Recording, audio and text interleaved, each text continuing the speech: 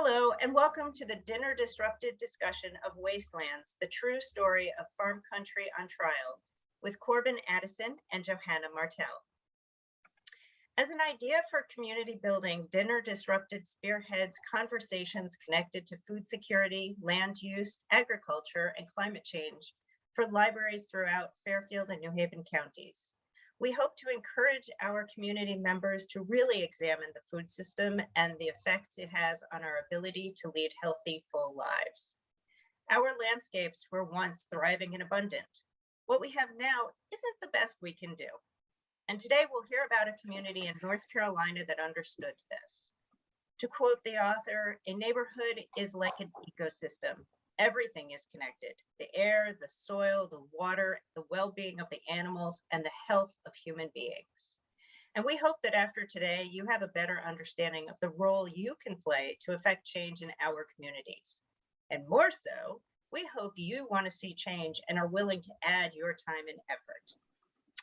So today we have Corban Addison. He is the internationally best-selling author of 4 novels: A Walk Across the Sun, The Garden of Burning Sand, The Tears of Dark Water, and A Harvest of Thorns, all of which address some of today's most pressing human rights issues.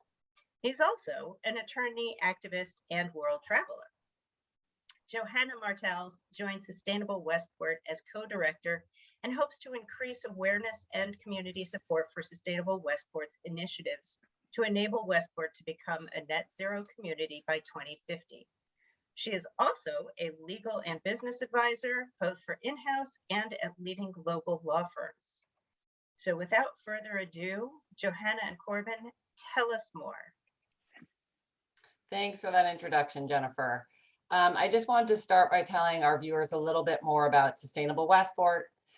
We are a nonprofit organization in Westport, and our mission is to inspire, support, and connect Westport residents and organizations and the town of Westport to adopt sustainable practices consistent with the town's resolution of becoming a net zero community by 2050 or sooner, where the community has reduced its impact across waste, water, and energy so that they are sustainably managed using methods that are economically viable, of social benefit, and environmentally responsible. As Jennifer mentioned, I'm one of the co-directors of the organization, and my role is to expand our reach in the community and to develop programs and initiatives consistent with that mission.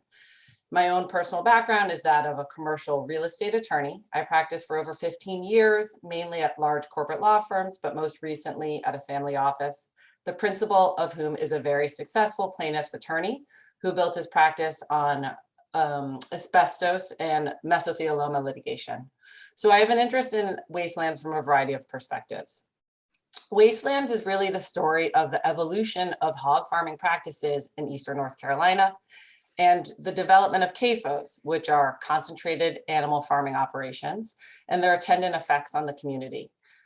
It's also the triumphant story of a group of less powerful and disenfranchised neighbors of these operations, persevering and demanding justice through the court system for their families. It's a real example, I think, of environmental justice, which is the idea that, no matter your background, your socioeconomic status, race, or religion, that you all have a right to clean air and clean water. So without further ado, let's jump into a discussion with Corban. I wanted to start with a little background on CAFOs and maybe a discussion of bacon, right? We all love bacon. I know my 3 boys adore bacon, but where does bacon come from? Can you just explain to us a little bit about what a CAFO really is? Yeah, sure. So first off, thanks so much to the Westport Library for having me and us and Johanna for doing this with me. Yeah, I'm a huge bacon fan, and like most Americans, I never once thought about where it came from, how it was produced, what went into it. I would just enjoy the taste and move on. And like so many aspects of our modern society, that's consumer centric. As consumers, we are kind of given this illusion that things just kind of magically appear on shelves and in stores for us to purchase, and for us to consume and enjoy. And we're never asked, and I think it's purposeful that we're never asked to think about where these things come from and at what cost are they made and produced. And that's certainly true with our food and our food system. So it was, when I was introduced to this story back in 2019 through a serendipitous phone call, a friend of mine called me up and told me about this big litigation in North Carolina involving hog farms, and the sourcing of bacon. I had, my initial thought was, okay, I mean, I never thought about these things. I've never heard this story before. I felt like my eyes were being opened in the way that, when we're suddenly, the veil is lifted and we're suddenly given a view of something that we didn't know existed, but is right there in front of us. We have that kind of experience. And I immediately, connected it to, my breakfast plate and the fact that I love, and I've always loved bacon. So, the hog industry and, historically going back, thousands, hundreds of years, both in this country and abroad. I mean, pigs have always been raised on the ground, in small herds, and they do what pigs do. They rut in the dirt, they roll in the mud, and they grow to a slaughter weight. And they're generally very intelligent creatures, something that I didn't know. So Charlotte's Web is not really a fantasy. I mean, you could have, a pig for a pet, but historically when pork was being raised, I mean, they would raise pigs in a small herd on the ground. But in the 1960s, a man named Wendell Murphy in Rose Hill, North Carolina, had the idea, for very personal reasons. He's a sort of natural entrepreneur, had the idea, I could supersize my herd of hogs if I could put them in barns in the same way that Don Tyson did with chickens. And so he invented the first hog CAFO. And so I've actually got an animation here that helps to kind of illustrate the way that a modern hog operation, an industrial sized hog operation works. It's a far cry, obviously, from the barnyard. This is an animation that the trial team used in the trials, and I'm actually going to share my screen here and we'll go through it. It's kind of remarkable. This is actually a fairly small hog operation. You'll see 3 barns and the cesspool outside. So inside the barns, you've got about 1,200 hogs at max capacity. They don't go outside. They stand on concrete slats. They don't touch the ground. There is no dirt inside a CAFO. So what you see on these hogs is not dirt. You can imagine what it is. They grow very quickly to their slaughter weight of 250 to 300 pounds in about 5 months on a very special diet. And the big problem is that they produce 5 times the waste of the average human. So if you've got 1,200 in a barn, do the math, that's basically the waste every day of a town of 6,000 people. And that was one of the fundamental problems that Wendell Murphy ran into, when he supersized the hog industry. Suddenly you're dealing with the waste potentially of a small city. So the idea that he had, and this is again back in the 60s when they weren't really thinking much about the environment, was that, you'd collect the waste in pits underneath the barns and then flush it out, through pipes in the ground out to something that they called a lagoon, though it's, a far cry from the Bahamas. It's really just a gigantic Olympic-sized cesspool that holds 6 to 8 million gallons of hog waste, which is the equivalent of 30 water towers, or if you spread it out on a football field 1 foot deep, it would actually end up covering 15 football fields. And actually the trial team, because they were in Raleigh, North Carolina, they used the trial counsel used this illustration, which is if you spread the sludge out at 6 inches deep, you could basically travel all the way from the federal courthouse out to the Raleigh airport and go around the terminal 3 times. So the bottom line is that, these CAFOs are doing something that, our ancestors never conceived of, which is raising pigs on a massive scale and dealing with the waste in a very medieval way, which is with these lagoons and then spraying it out. And we can talk about this later, but spraying it out onto spray fields. And their next door. initial thought was what, like spraying this will be good for the land because we're like fertilizing the land. I mean, I guess that's the thought there initially. It was. I mean, Yeah. and it wasn't an illogical thought. Fertilizer, a lot of waste can be used in one way or another as fertilizer. Right.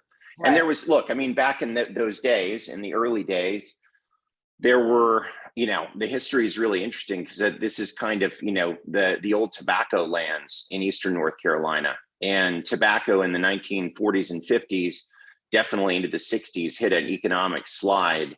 And so a lot of tobacco farmers found themselves with a lot of land and they were struggling to make ends meet, and they were looking for a savior. They were looking for something to do that would keep the lights on and give them a profit. And swept Wendell Murphy with his hog CAFOs and his contracts, and lots of them snapped them up. They were like, this can be our salvation. Right. Yeah. Right. So talk to me like how, all your other stories are mainly nonfiction, or I'm sorry, are fiction, and this is nonfiction. So why, like, how did you said you got a fortuitous phone call, but like, why did you decide to write about this story? Sure. For years, I've had people tell me that my novels read like true stories. Mm-hmm. And there's a reason for that, because I do the research of a journalist. I go and see, I live the story before I tell it. I meet people, we do deep research and interviews. I see things with my own eyes, and then I have historically fictionalized, the story in order for my purposes to tell it in the most dramatic way. Right. Much like Hollywood does with true stories. I mean, when it says inspired by a true story, that basically means that, the writer was inspired by something that happened, but the story you're actually watching is largely fictional. Yeah. It's based on reality, all right? It's adapted from reality. So that's kind of what I was doing with my novels.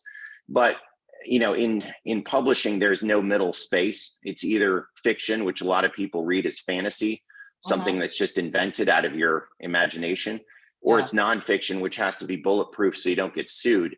Sure. So, I was somebody who kind of tried to toe that line from one side, but people encouraged me to try the other side.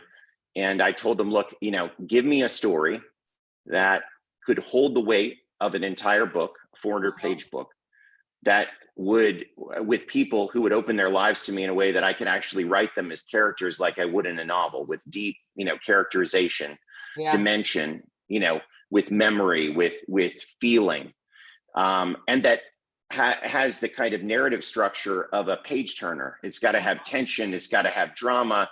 Give me that story, I'll write it. But I've got journalist friends who've told me for years that finding that story is like drilling dry holes for 10 years before you happen upon one that's not just an Atlantic article or a news piece. Right. That's a whole novel. Sure. Yeah, with it, right. That would hold a whole story, and that has like a beginning and an end and a middle, and the dramatic climax and all those things that you need for a story to be compelling. Yeah. And not just a pastiche of kind of smaller stories that you kind of weave together, which a lot of nonfiction is. Mm-hmm. That's not the way I write a novel. I mean, novel is grounded upon in a small group of people, and it has that natural narrative structure. Sure. So I was really fortunate because, I got this phone call, and it was from a buddy of mine, who happens to be from the hometown of the lead lawyer who brought these cases in North Carolina, Mona Lisa Wallace. Yeah. And, they're family friends. And Mona had been approached by a number of journalists who were, nibbling around the edges of the story, and she wanted some advice. And John was like, well, I write Southern Gothic, mystery stories. I'm not going to be able to help you, but my friend does writes novels, but really more journalistically. So maybe he could help you. So we chatted, and she told me this crazy, saga that had been going on for a generation. And I was like, that sounds really interesting, but I have no idea if that's something I want to do.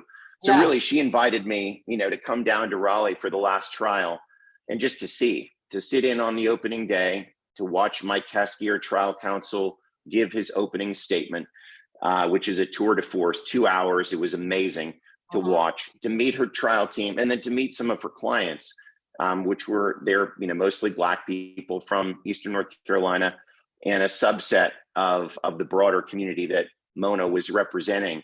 So that was my introduction. When I saw it, when I was there in the courtroom, when I saw the drama of it, the aisle separated on the one side, mostly Black people of modest means from the community and their lawyers, Mona and Mike and the trial team. And then on the other was mostly industry heavies and politicians and people who'd been representing in one way or another this multi-billion-dollar corporation, Smithfield Foods, for a generation, almost all white people, people of power and means, and their, gigantic 1,000-lawyer law firm representing them. It was just this natural drama, the tension, you could cut it, with a knife. And then to meet the clients and to listen to their stories, of their family land and the way that their history on the land went back generations, the way that in some cases their families, their ancestors had actually been enslaved on land nearby and had acquired the land they now owned during Reconstruction. And I was like, wow, that's like, I write about social issues. This is a civil rights story that's kind of untold. And yet it's set against the backdrop of this big litigation. I'm a lawyer. I worked in the courts. I love federal court litigation. And I mean, it felt totally natural. So I was like, I'm not going to fictionalize this. I'm going to tell it as a true story. So when did you know that you had the depth of like characters that you had something to work with? Was it that first meeting, or were you like, oh, I got to research this even more? And did it come out through the writing process even more?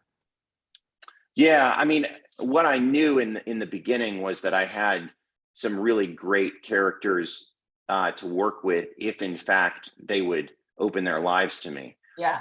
And I approach my research, very much as a lawyer, as a fiduciary, because I recognize that our stories are actually maybe one of our most valuable possessions. And so for me to come to a person and say, I'd like to tell your story, it's actually, I'm asking them for a pearl of great price. I'm asking them to entrust me with their truth and to believe that I'm actually going to honor it, that I'm going to tell that truth in a faithful way. Exactly. So yeah, I mean, seeing it with my eyes, meeting these folks, said, okay, I think I've got the kind of cast of characters that I need for a compelling story.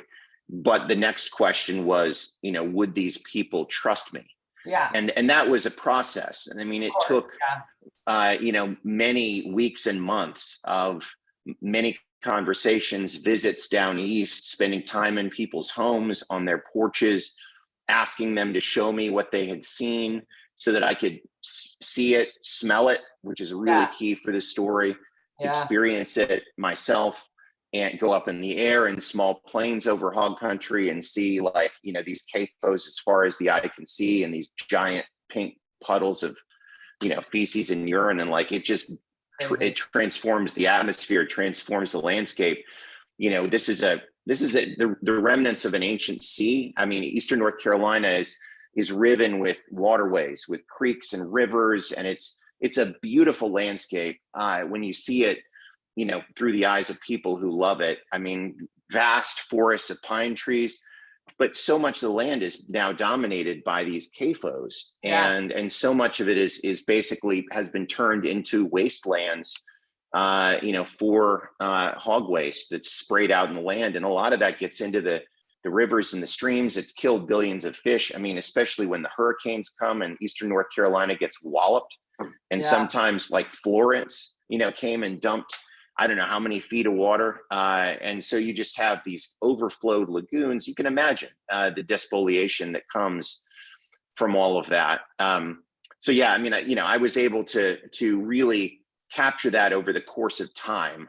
But that initial experience in the courthouse said, I think this is something I can do and that I want to do. Sure.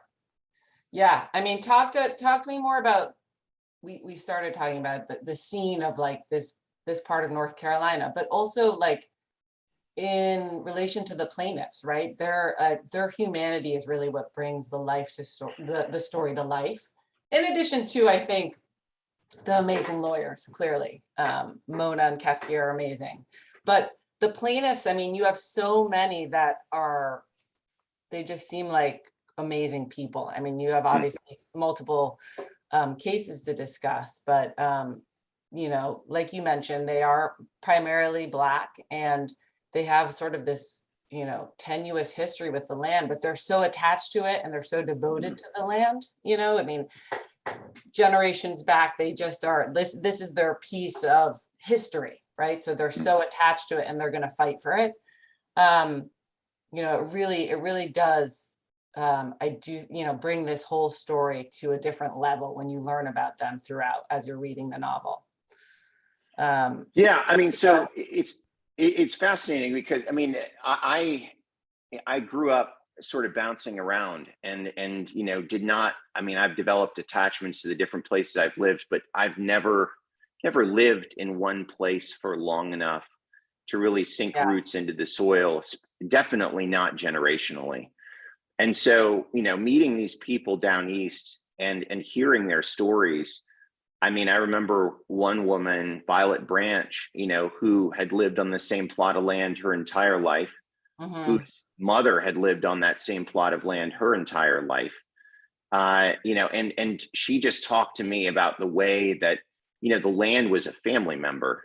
I mean, it was like, this is her patch of dirt. This is her, you know, piece of God's earth that, you know, she, I mean, it's like, yeah, I mean, you fight for it because it's yours, and it's her heritage. It is, and frankly, as a Black person in the South, I mean, having toiled on the land for generations past, under the lash, and having been denied the dignity of ownership until, you know, until the 1860s.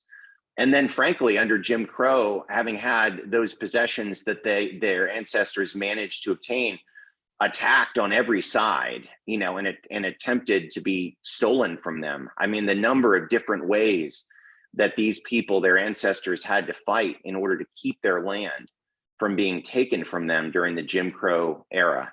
It's really remarkable. So the fact that they held on, the fact that they worked these acres, the fact that they eked out their own living and loved it and passed it on then to their children and their grandchildren, it gives such a dimension to this story of history and legacy, and dignity. And it's interesting because if you drive through one of these communities, you know, I've driven through so many, you would not see any of this. You would simply see very small, modest homes. You know, some of them that, because these people are poor, you know, they've struggled to maintain them. Small patches of grass and dirt and gravel, you know, and I mean, you wouldn't think much of them. You would think the world has passed these people by. And yet once you step into their homes and you see the dignity with which they maintain their space, even with very limited means, and then listen to their stories and the way they love the land and the way they love their neighbors, the way they know their neighbors, the way their communities are tied to churches that are the anchors of their communities.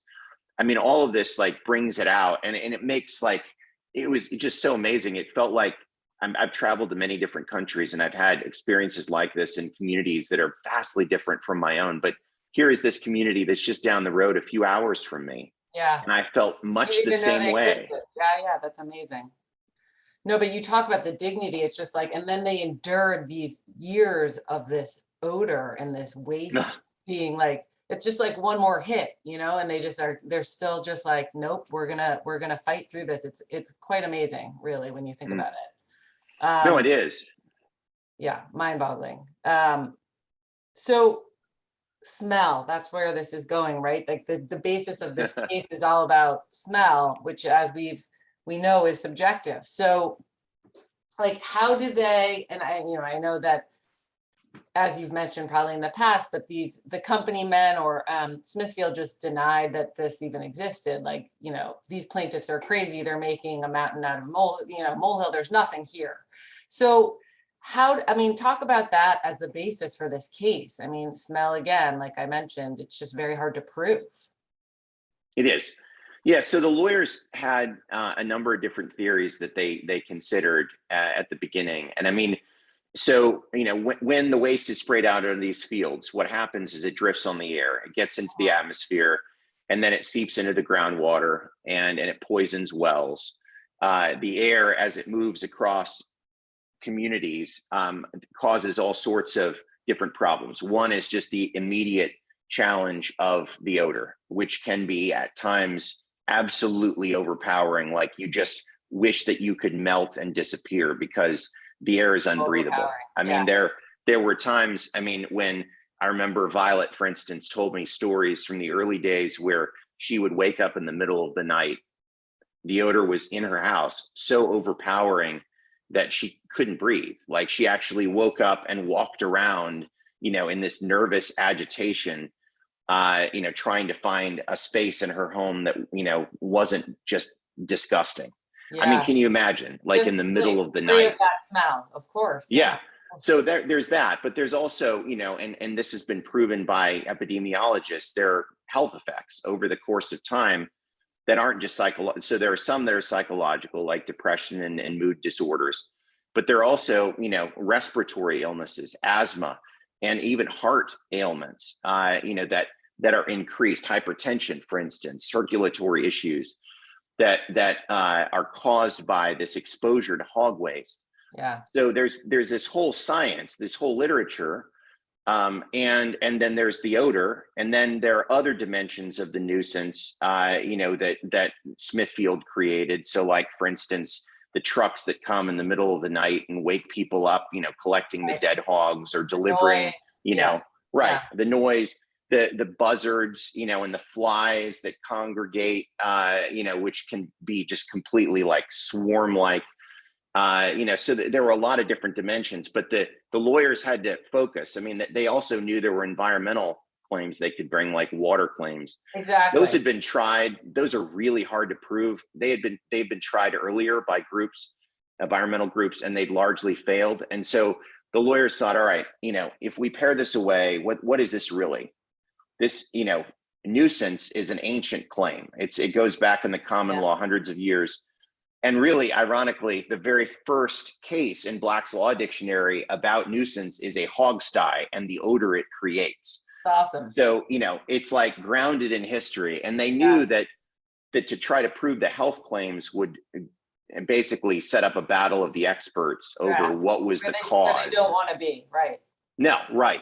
So what they wanted to do was instead be able to just put the plaintiffs on the stand, let them tell their stories, and then, basically try to conjure through videos and audio what the hog barns look like, what the spray fields look like. And they got a National Geographic videographer to come in and do that. I mean, they got some amazing footage, but there was this additional piece that they wanted to connect the science to, or connect hog odor to science in a way that the epidemiologists had done. Yeah. So there was an epidemiologist, Steve Wing, who testified actually from beyond the grave. He had died right before the trials. So he testified by deposition about his work on this. But there was something else they needed, and that was they were able to go out and find an expert on the fate and transport of chemicals. So odor is just chemicals that attach to particles in the air and drift into our noses, and our brains sense them in a certain way. So they found this doctor, Dr. Shane Rogers, at Clarkson University in upstate New York. And he had done some work for the EPA on hog farms in the South. He knew the subject left and right. And he had an idea. His thought was, actually, if you could establish the existence of a particular marker of DNA called pig tubac on the plaintiff's homes or in them, or on the surfaces around the plaintiff's homes and their property, this marker lives in the gut of hogs. That's the only place you can find it. So if it's out there on the air, it came through the gut of a hog, through the waste, and was basically blown on the wind and would land on, the idea was, if you find it on a house, it came from the hog farm. And of course, the idea, the natural logical progression was that if this marker only exists in conjunction with feces from a hog, then its existence immediately proposes that hog feces was there, proves the existence or the pre-existence of the feces. And then you leave to the jury to make the next logical leap, which is, and it's not much of a leap. I mean, you know, to put this as on a fine point as possible, and I apologize for, you know, the PG-13 rating, but like shit never, you know, always stinks. There is no world in which shit doesn't stink, right? Yeah. So that's the logical leap that they asked the jury to make. But in order to show this, there was this amazing animation that the trial team put together, and I'll just show this to you because I remember seeing it in Mike Keskey's opening, and it was just really dramatic to kind of imagine, okay, this is the first time I'm seeing a CAFO, and I'm watching this, and this is the first time the jury, each of the 5 juries, you know, saw the way this works, and this shows, you know, exactly what the plaintiffs are complaining of. Okay, so the barns produce air that goes up into the air. These particles float on the atmosphere. Some of them come out into the lagoon through the pipes, and they then through diffusion go up in the air. A lot more of them are sprayed out onto the fields. Some of it, you know, gets deposited on the ground, but some of it actually stays up in the air. And depending on the weather, sometimes a lot of it stays up in the air, and it just drifts on the wind, you know, over toward the neighboring homes and lands on things like trees and bicycles and cars and walls and clotheslines and, you know, kids' swing sets. And in fact, in one woman's home who lived unbelievably close to a hog farm, Shane Rogers found it in her kitchen, on her countertop, and on the top of her refrigerator. So yeah, you can imagine like the drama of showing this to a jury and then explaining to them, you know, the way that hog waste moves on the air, and then asking them to make the obvious logical connection. Of course. Yeah. Why not bring the, I mean, I'm sure like another way certainly to have shown the jury is to have them experience, I guess, the smell for themselves, right? Yes.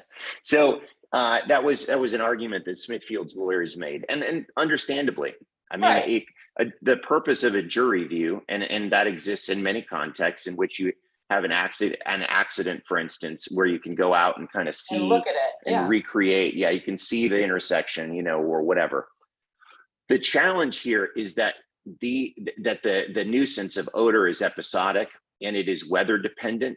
And so, you know, there's never, I mean, and all the plaintiffs said this, and all the scientists said this who studied it for generations. Like, you can never tell when it's coming. I mean, it will come or it won't. And it will stay for a certain amount of time, and you can never tell how long it will stay, and then it will dissipate on the wind. And it can be another hour and then it comes back, or it can be a week and then it comes back. I mean, there's no way to set it up to predict exactly how it'll work. But there's something even more insidious about Smithfield's request.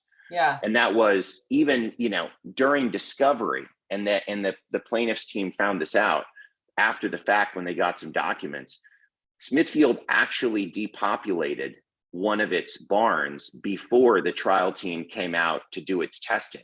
Got it. So you can, and there was another farm where, where the hog farmer stayed up all night to clean, you know, the inside of the hog farm. So the barns looked spick and span at the beginning of the day. Now, the trial team stuck around till the end of the day, and the natural, you know, work of hogs doing their business in the barn turned it into something that looked, you know, more like what they were expecting. Yeah. But if you try to bring a jury one time to a context that's episodic, that is weather dependent, and that can be engineered by the defense, who's not going to be surprised by the visit. Yeah, sure. That's right. So, you know, the judge looked at that and thought, you know, as much as I can imagine a jury experiencing this, I can't conjure the circumstances, and it's too dangerous. So no, I'm just going to let the lawyers put on their case in court. Got it. Well, no, and the pig two-back gene, I mean, that biomarker is amazing, right? Because it's too hard to prove this subjective smell. It just is. Yes. No, it's really interesting, but it makes complete sense that there's like some way to measure smell, right? Because it's like a tiny minuscule particle. That's why we smell it. Talk to me about two things. So The defendants really, I mean, and I think it goes to what we were just talking about, like they can depopulate the barn or they can, not spray, but like they really had a gaslighting like strategy, right? These plaintiffs don't know what they're talking about. They're imagining this whole thing. Talk to me about that, and also just the power structure. I mean, it was so interesting to me too to read about the politicians involved in the Right to Farm Act, and sort of this painting this picture of these farmers like being mom and pop farmers, and sort of like you're taking away their right to this, age-old American sort of livelihood. But that's not really what was going on, right? I mean, you have these lopsided grower contracts. A lot of the farmers were investors, as you describe them. They weren't even just sort of like, but also those contracts were very lopsided to begin with, right? I mean, really Smithfield was benefiting. So Yeah, let's explore that a little. sure. Yeah, so Smithfield's story from day one is that they're, while they're a big company, they are effectively just, a community of small family farmers. And, and that's the story they've always wanted the community to believe. Sure. And they, they've created grassroots organizations to do their bidding, with spending millions of dollars. I mean, they'll spend millions of dollars on their lawyers. They'll spend millions of dollars on, grassroots organizations and, all sorts of PR, but they won't spend any of that money on actually fixing the lagoon and spray field problem. Right. The operation. Yeah, right, exactly. So there's always been this lore that they try to create, the ye old family farmer, and they've been successful at that to some extent, but they weren't successful at that in the courtroom, because in the courtroom their executives had to get on the stand, sometimes called by Mike Keskey, and be cross-examined. Right. And so there were these fascinating moments where you would have a corporate executive make a just truly unbelievable statement, like in a deposition that got played in the court, by the guy who's now the VP of Sustainables at Smithfield, Craig Westerby. Like, he had been shown decades worth of epidemiological studies showing that hog waste exposure causes health effects in neighbors. And Mike Keskey said, look, can you name for me in the whole history of epidemiology one study in the world scientific literature that says that hog waste exposure to neighbors doesn't create health effects and isn't a nuisance? Yeah. And you've got, Westerby sitting there under oath saying, well, I think what all these studies are trying to show is something that the people who live in the community know doesn't exist. I mean, can you imagine, like, after having heard, and the jury hears this, right? After having heard the testimony of these people who had lived there over the course of a generation, and in some cases generations. Right. And they're saying, I'm sorry, what? I mean, of course it exists. Like, we've been living it. This is what we've experienced. And you've got the company saying, no, it just flatly doesn't exist. Right. And you know it, you're lying. And that's what they kept saying over and over again. You people are lying. And you can imagine the experience of these neighbors, most of whom, again, are Black people of modest means, who felt in their community that they were under assault. There were rallies in Raleigh where hundreds, maybe even thousands of farmers and allied people were bussed in, and had these big political people, the lieutenant governor, a US senator, like, show up and say all these things, and in support of the industry. And the assumption, the underlying sort of the thing that only a couple of people actually were willing to say is, these people are just lying. They're flat out making it up. Right. And so for these folks to live in this community while the trials were going on, to see the signs that were put up in yards, it was just, they were surrounded by this pressure campaign on social media. There was actually a hog farmer's wife, who put up every single one of their names, all of the plaintiffs' names on Facebook, and said, these are the names to shame. And so you've got this is a small community, a rural community. and these people are experiencing this intimidation. I mean, the courage that it took for them to just speak their truth. And, I think one of the things that was so affecting to me was to ask, what they were looking for, like what, of the plaintiffs, what were you hoping for in the courthouse?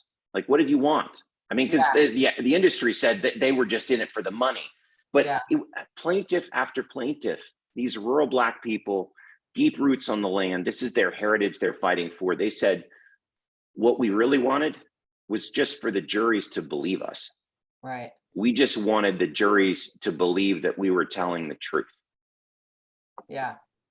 No, I mean, I think at the essence, like their claims are very simple even, right? Like they just want to live their lives without like the interference of this. And they also know that these, operations know they could be doing it a different way. I mean, that's the kicker, right? They could be doing it a different way. And all we're asking is that they change the way they're doing it. We don't want to shut them down. We don't want to ruin their lives, but like, can you be responsible? Could you be a good neighbor? Could you, operate your hog farms in a way that's responsible and respectful of the way like we live right next door? So yeah, I mean, this brings up a great point. Like, it's fascinating because 20 years ago, the industry was on the ropes after Hurricane Floyd. Yeah. And they did an agreement with the state AG in North Carolina. And the idea was that they would spend a little bit of money, a few $1 million of their billions, and come up with a new technology to replace the lagoon and spray field system. And they admitted, that they needed to do that. And then they torpedoed the process. So 20 years later, the lagoons and spray fields are still there, and Smithfield is still saying there isn't a problem. And it's really kind of a remarkable thing. I mean, so what the neighbors were asking, in essence, was they were asking for the hog industry to be civilized, to civilize their business model and put away the medieval technology and use something that we use, something like what we use for our own waste. I mean, there was a day when humans had open sewers, and used cesspools and outhouses. That day has passed in this country, in the developed world. That day should pass in the hog industry. And that's the simple question. Like, will Smithfield be willing to spend some of its billions in order to civilize its business model for the benefit of the neighbors and for the benefit of Mother Nature and the environment? A simple question. Right. Yeah, no, it's wild. I think, as I mentioned in the very beginning, I think this story, it is so clearly, your other stories aren't on environmental justice. They're on a lot of other human rights issues, but this to me really is like, it's an example of environmental justice, right? There's this powerful group, wealthy group, and they're doing all the polluting, and the disenfranchised are really, they're stuck with dealing with the ramifications of it, right? But meanwhile, they're not really doing the polluting. And I don't know, what your thoughts on that are, but like, was it obvious right from the beginning? Like, wow, this is an environmental story. I mean, I don't know. There's for me in my line of work, what I do, I'm like, wow, this is a real clear example when I'm reading it of this at work. And it's obviously a triumphant story too, in the end. But I mean, that is true of pollution in general in this world. Like most of the nations of this world that deal with pollution are not creating the pollution. It's coming from developed, wealthy nations. So it's like a microcosm of that, right, in Eastern North Carolina. Yeah, it really is. It really is. I mean, it's a case in which the people that were suffering and frankly, the environment, the land, the waterways that were suffering just didn't have a voice. They had, in some cases they'd been stripped of their voice. The humans had been, by history of discrimination and whatnot, and just a lack of means, but the environment, we have to speak for it. I mean, the truth is, this is, we only have like one planet. This is our home. This is our inheritance. And we, have to develop that conscience that says, what, there are ways that, businesses can make money and make a profit that are good for, the community and the environment. And there are other ways that might make them more profit, that's actually, degrading to humans and the environment. And those hidden costs, are something that I've written about in the past, and certainly written about in this book.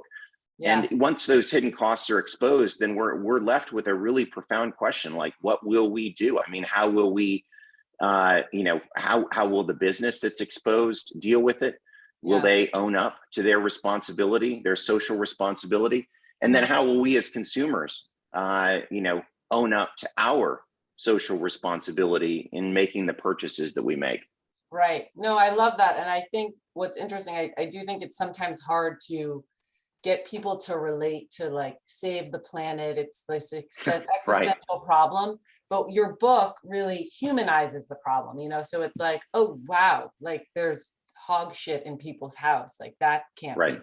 And obviously there's horrible environmental ramifications, but it really, I think it's a way to get people to relate to the environmental aspect too, right? Because it does, does impact you. It impacts people, real life people. Like these are people living in these conditions, and never mind what you're doing to the waterways and the planet, So I think it's an ecosystem. We're all connected. We are all connected. I love,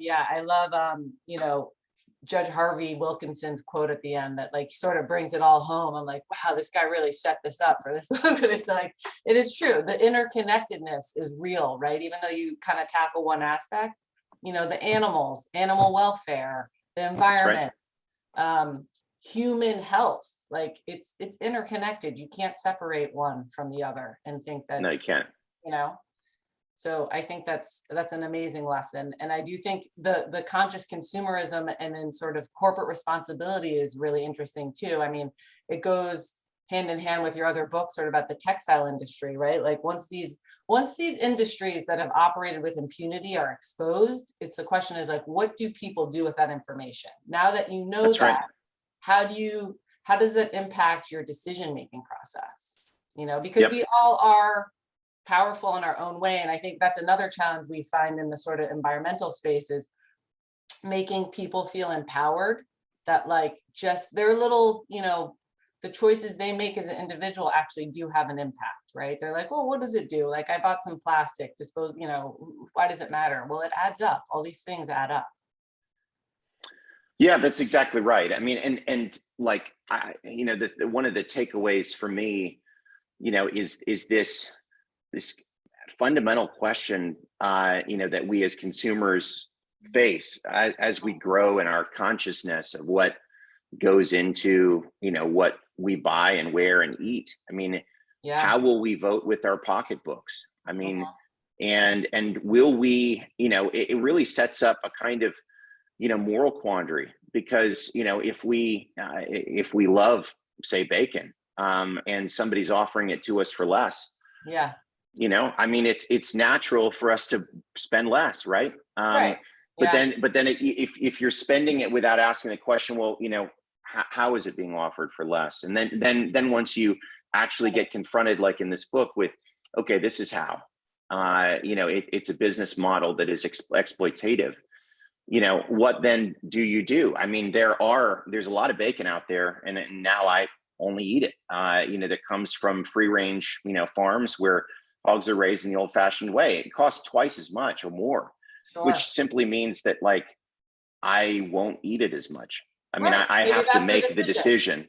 Yeah, exactly. So, you can imagine coming up with these moral quandaries where suddenly it feels like it's against my interest in happiness, to vote with my pocketbook in that way.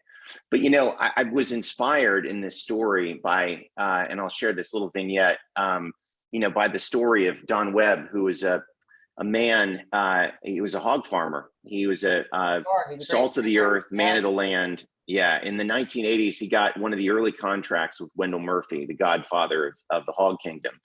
And, and Don Webb made good money. I mean, this is back in the day when the contracts weren't like sharecropping contracts. This is when like the early farmers could make a good living.